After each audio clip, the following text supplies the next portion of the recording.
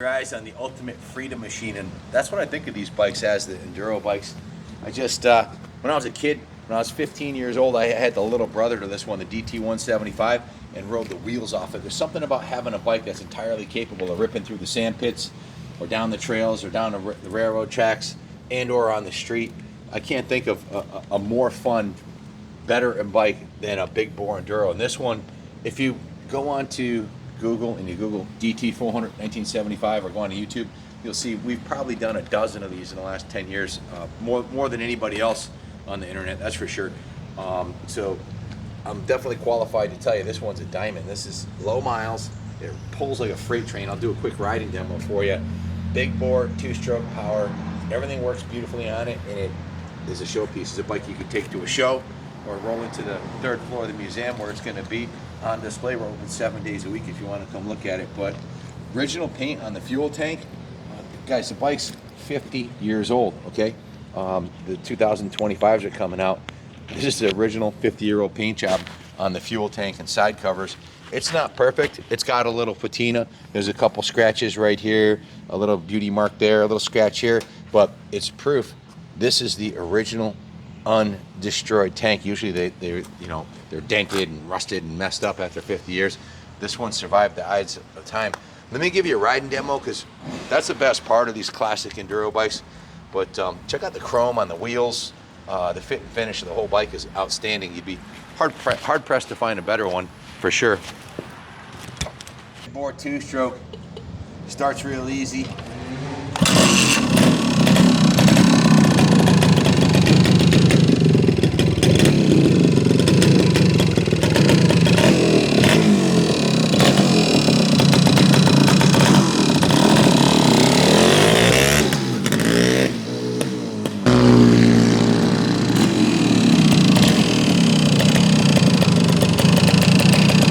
Best part of an enduro is street legal.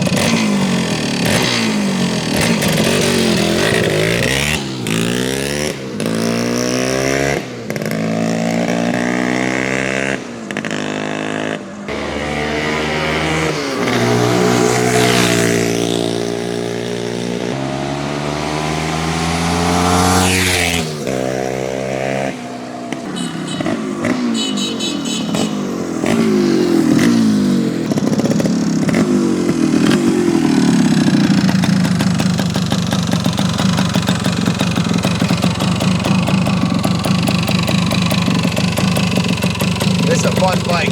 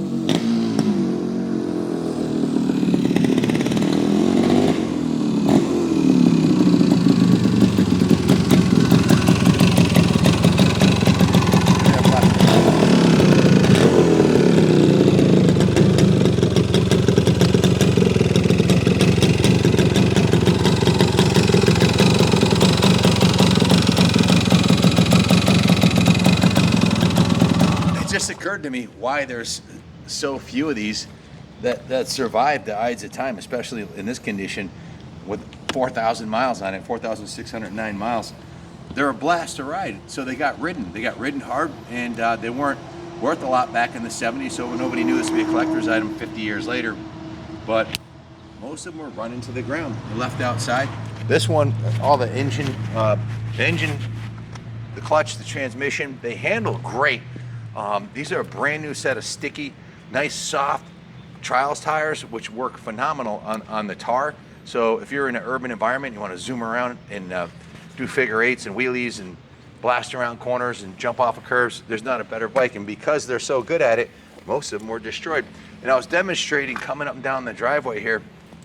I was in 5th gear at like 1500 RPM and giving it the beans, and it just wants to eat. It just, you know, at 1500 RPM or 5000 RPM, it runs excellent. You don't have to rev a big bore 4-stroke Enduro like this. Excuse me, big bore 2-stroke Enduro like this. You don't have to rev it much. It's got the reed valve induction.